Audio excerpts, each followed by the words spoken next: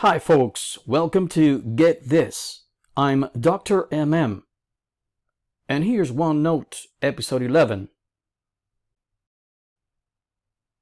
The View tab.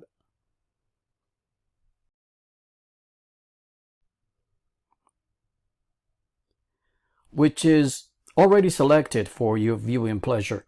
Look at all the components or buttons included in this tab, beginning with navigation panes, which I explained in an earlier video. Nonetheless, I will show it to you. When I click on it, I see Show All, Show Sections and Pages, Show Only Pages, and Hide All. Let me choose my favorite one, Show Sections and Pages, so you can see again what Show Page Previews does. Since the box is checked, I see a line of content telling me a bit about what the page contains. When I uncheck it, everything is gone. Let me check it again. All this, as I said earlier, was demonstrated in a previous video.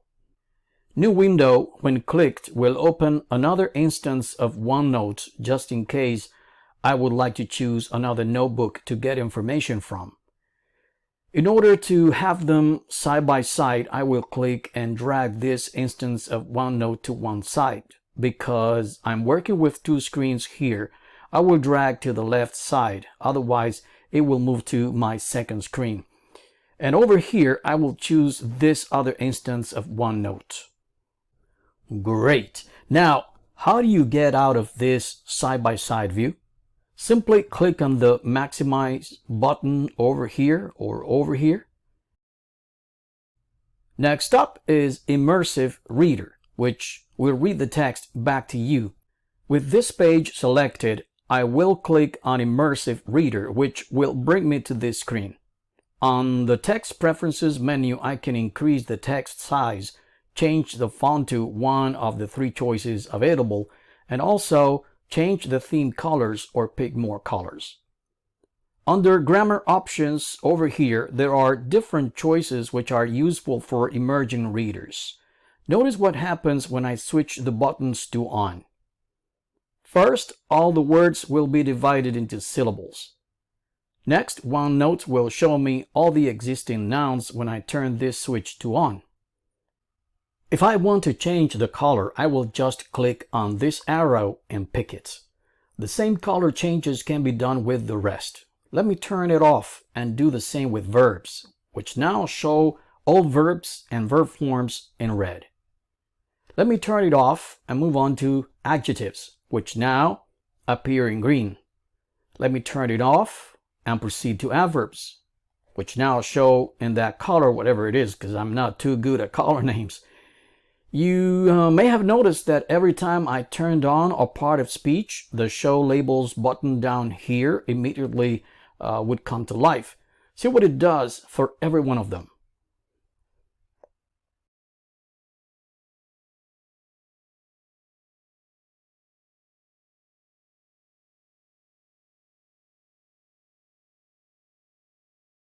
Now, just for the fun of it, let me turn on every single part of speech and enjoy the rainbow of colors and all the parts of speech together.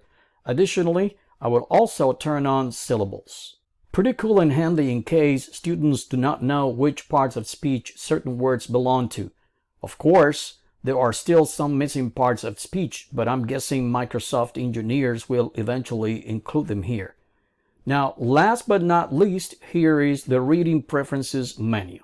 Let me turn on Line Focus so you can see what happens. The first button shows one line.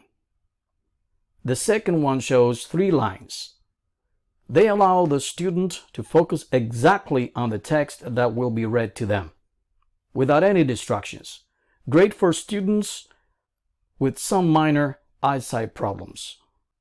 Now, the picture dictionary section doesn't seem to do anything, as you can see when I toggle the switch on and off. Translates, on the other hand, does work. First of all, let me turn off line focus. Now, let me pick a language. I'm going to go with Dutch here, just in case you're interested. I'm going to turn on Word, and we'll pick the word that I want to translate into Dutch, like so.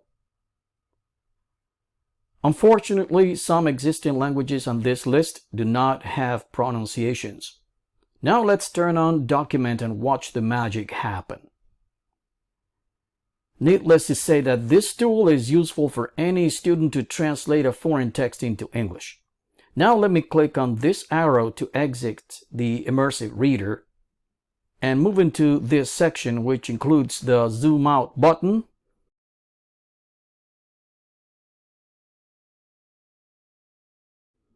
Zoom In,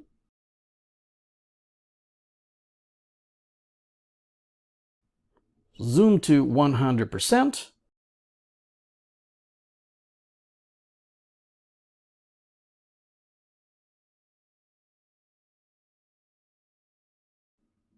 and Page Width.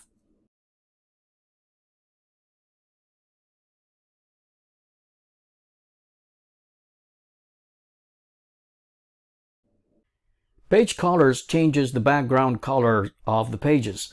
Let's check it out. Under Page Color, OneNote gives you 16 different colors, all of them quite soft. I think they are called pastel colors. If you're into more intense palettes, then look under More Colors, select any of these, or click on any of these down here to be presented with a palette of related colors.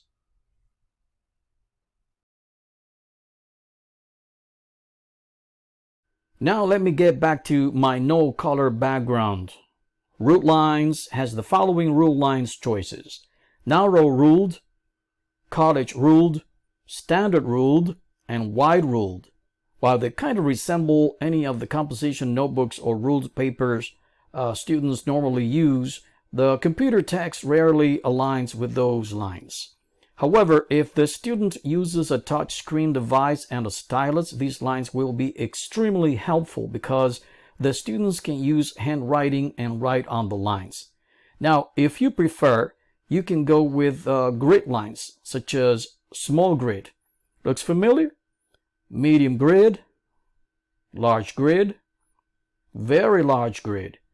These grids will be especially useful for drawing shapes on your page on specific locations and with whatever widths you have in mind. Let me show you. I will click on Draw Shapes. Pick this rectangle to draw a square here. I can feel in my mouse how the last stroke falls exactly within both the bottom and right side of the grid, and I can make it bigger, like so. You can go ahead and experiment with the other shapes. Now, none will get your document back with no lines. And check this box if, from now on, you want all of your pages created with rule lines. Now, when I click on Deleted Notes, this is what I will see, a list of all of my deleted pages. It says here that I can right-click on a page and delete it permanently. Cut it, copy it, restore it, set it as a default template, or pin the page to the start bar. However, it also says that they will be permanently deleted after 60 days. If I deleted a page accidentally and want it back, I have plenty of time to do so. If I'm not worried about any of these, I will simply let Father Time do his job. Let's examine Translate. I have two choices, either translate a section or a page. From here, allows me to select the original language. Auto Detect knows which language it is, in this case English. Let me pick another language. I will click Translate, and I will click OK. Now over here, I have my original document, and over here I have the translation. What if I want to translate only a sentence? First, let me duplicate this page by right-clicking on it and selecting Copy. Right-click again and select Paste. Here's my duplicate page. Now let me select this sentence by triple-clicking on it. Translate already knows that I have made a selection, so I will click on it, and here it is. Do I want it in my original document? If yes, Insert. Let me select the next sentence.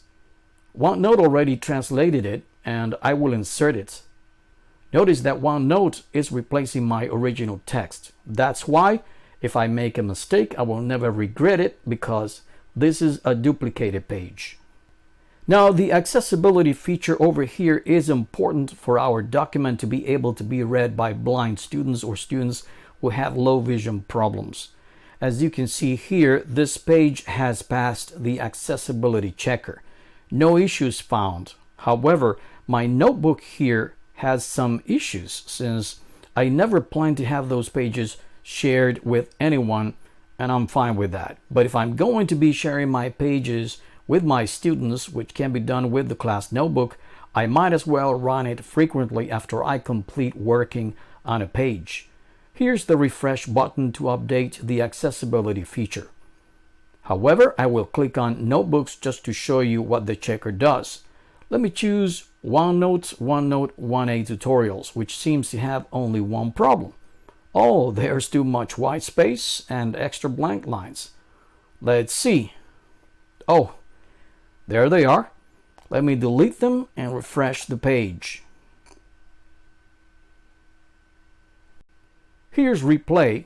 Microsoft says it records the digital ink when you use a stylus in OneNote on a tablet or a touchscreen laptop. It creates a movie-like animation that the teacher can use to see the steps the students took to resolve a problem. It can be done also with typed text. This is how it works. Let me follow the directions and select an area. And off it goes. Replay again. And I'm out of it. Hide author simply does that. Let me click on, off, on, off. And that's the end of today's video. I hope you can make full use of the View tab from now on, folks.